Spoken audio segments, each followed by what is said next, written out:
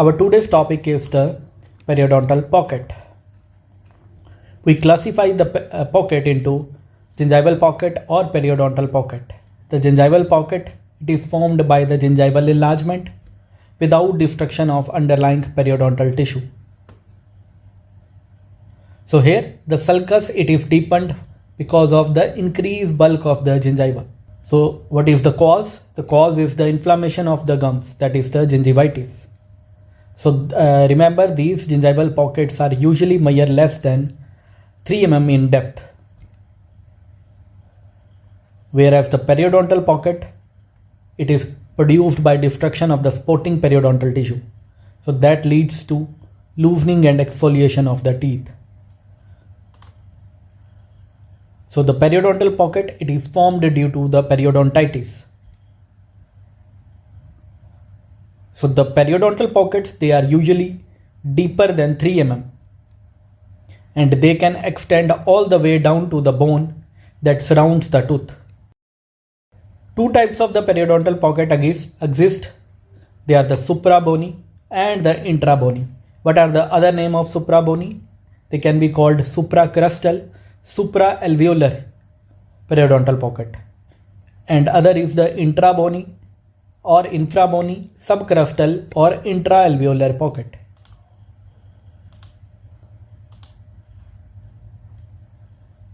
So the suprabony, they are located above the level of surrounding bone. That means the base of pocket, it is located above to the alveolar bone. So suppose this one is the pocket and this one here, it is the alveolar bone that surrounds the tooth. So the base of the pocket, so this base of the pocket, it is located above to the alveolar bone. So the base of pocket here is located coronal to the alveolar bone that surrounds the tooth. So the suprabony pockets, they are associated with horizontal bone loss, whereas the infrabony pockets, they are located below the level of the surrounding bone. So the base of pocket here is apical to the alveolar bone. So this one here is the pocket. Suppose this one is the base of pocket and this one is the alveolar bone. So the base of the pocket, so this base of pocket will be located below the level of alveolar bone or apical to the alveolar bone that surrounds the tooth.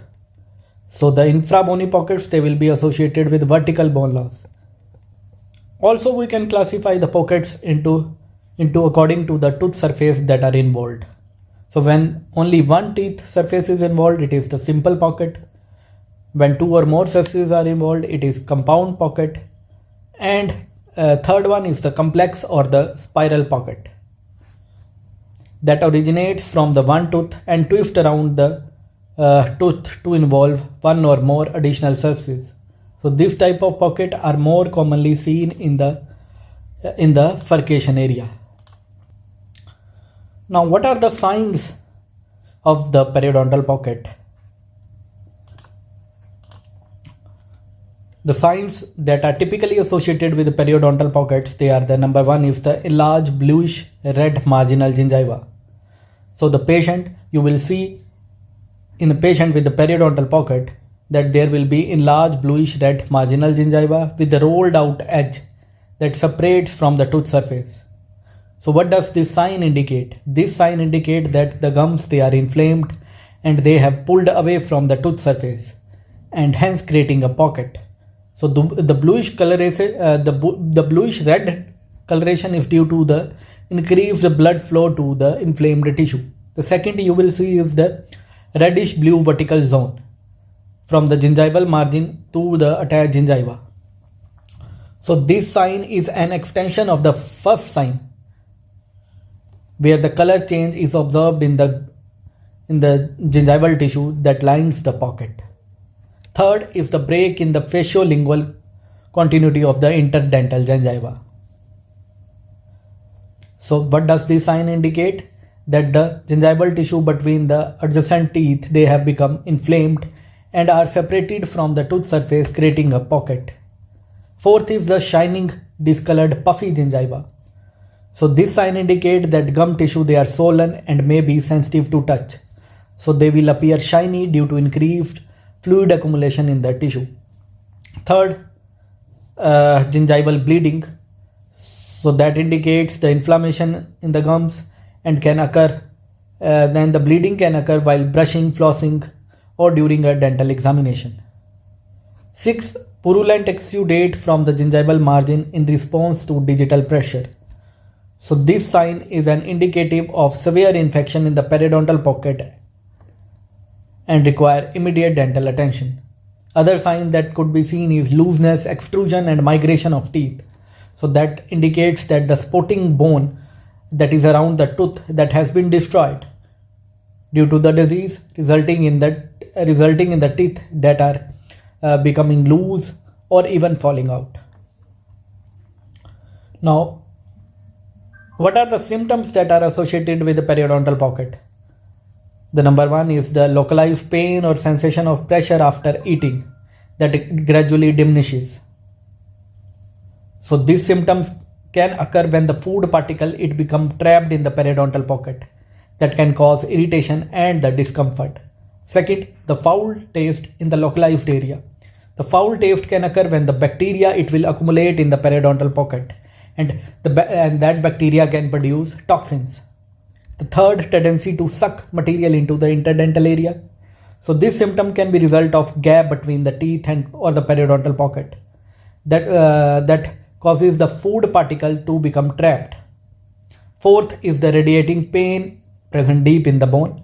So this symptom can indicate advanced gingival diseases and may require a more aggressive treatment. The patient may feel a gnawing pain or itching in gingiva and urge to dig a pointed instrument into the gums. And the relief is obtained from resultant bleeding. So, other symptom, the food stuck in between the teeth or teeth may feel loose. So the loose teeth means that there is significant bone loss around the tooth that can create spaces where the food can become trapped. Sensitivity to hot and cold. This symptom can occur when the tooth enamel it is worn down due to the gum recession, exposing the sensitive tooth roots. Toothache in the absence. Now let us discuss the pathogenesis of periodontal pocket formation.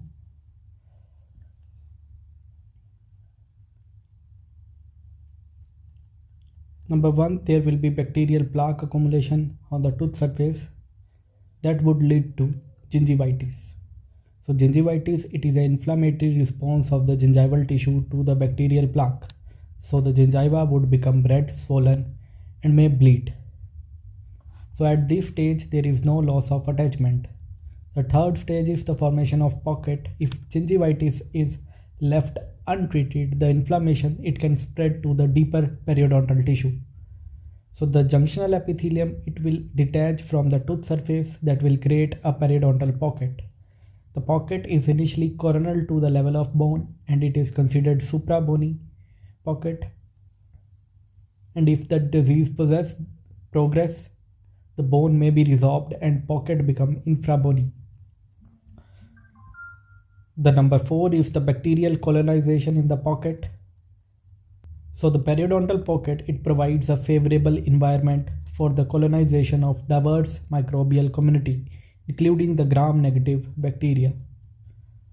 So the bacterial plaque in the pocket that will produce a virulence factor that can damage the periodontal tissue and elicit a host immune response.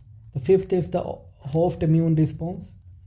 So the host immune response involves the activation of various cells and molecules that aims to eliminate the bacterial infection.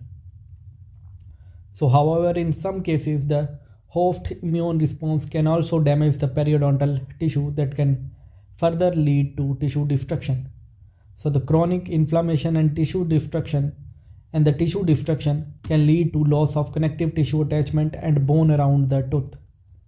So that can lead to formation of deep periodontal pockets, tooth mobility, and eventually the tooth loss.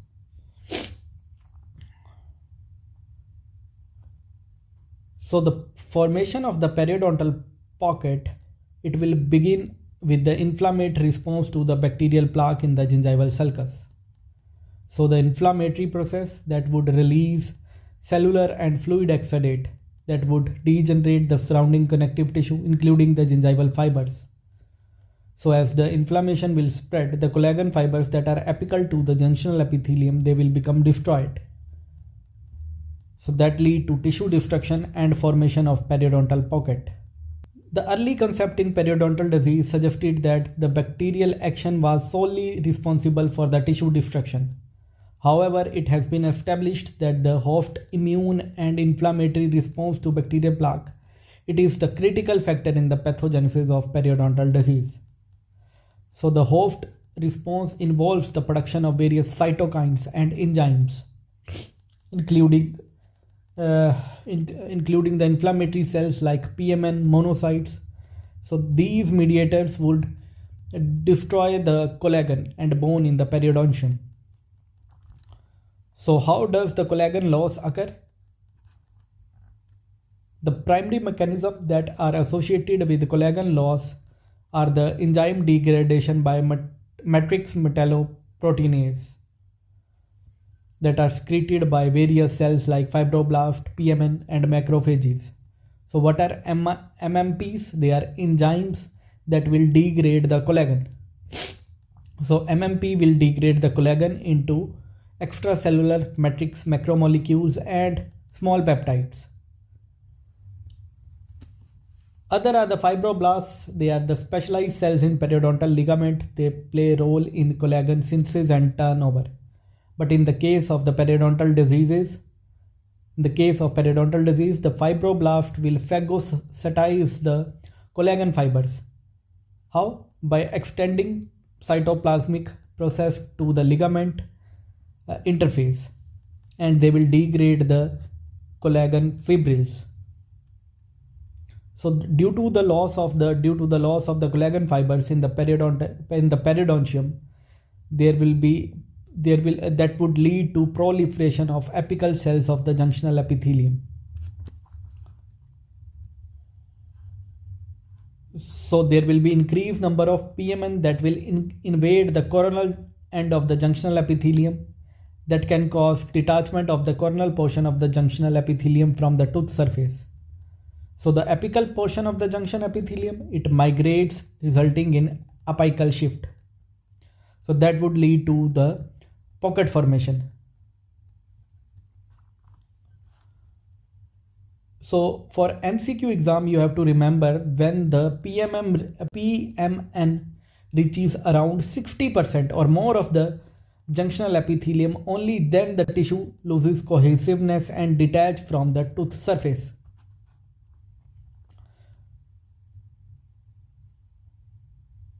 Remember the fact that the migration of the junctional epithelium along the root and formation of pocket, they are not solely dependent upon the inflammation, but also on the healthy condition of the epithelial cells. So in cases where the junctional epithelium undergo damage or necrosis, the formation of pocket may be impaired or delayed. In the case of NUG, that is necrotizing ulcerative gingivitis, the extensive necrosis of junctional epithelium that can result in formation of ulcer rather than a pocket. So the amount of the leukocytes that will infiltrate the junctional epithelium, it is independent of the volume of inflamed connective tissue. So remember, the epithelium of the lateral wall of the pocket will form bulbous cord-like extension into the inflamed connective tissue. So that would lead to degeneration. So for MCQ point, you have to remember the most severe degenerative changes in the periodontal pocket occur where? Along the lateral wall. Why? Because this is the area where epithelium, it will proliferate to form bulbous cord-like extension into the inflamed connective tissue. Second, the lateral wall, it is in close proximity to the root surface. That can lead to resorption of cementum and dentin and further exacerbate the periodontal disease. Also, the lateral wall of the pocket may have a less mechanical support from the adjacent tooth and bone that makes it more susceptible to damage and breakdown.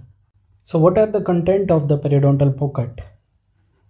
The periodontal pocket, they contain microorganisms and their products like the enzymes, endotoxin that can cause inflammation and destruction of the periodontal tissue. They can contain gingival fluid, fluid remnants, salivary mucus, desquamated epithelial cells and leukocytes. They are also present in pocket, and these all contribute to the inflammatory response. Now, there is a concept called concept of exacerbation and quiescence. So the periodontal pocket, they can go through period of exacerbation and quiescence. That is a period of activity and inactivity. So during the period of exacerbation, there is increased inflammation and destruction of the periodontal tissue that can lead to deepening of the pocket and loss of bone and connective tissue attachment.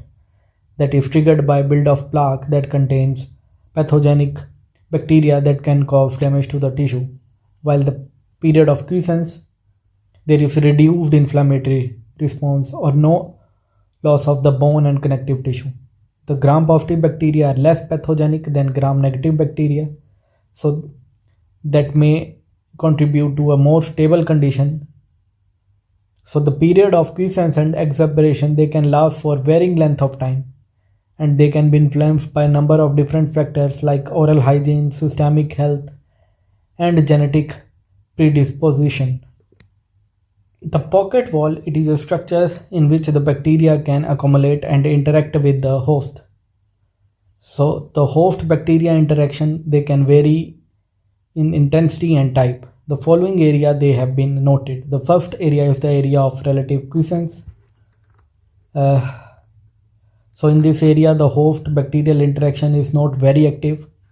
Second is area of bacterial accumulation. They have high concentration of bacteria, suggesting that the interaction is more with the host bacteria interaction. It is more, and bacteria are able to proliferate. Area of emergence of leukocytes. The leukocytes appear in the pocket wall through the holes located in the intracellular spaces.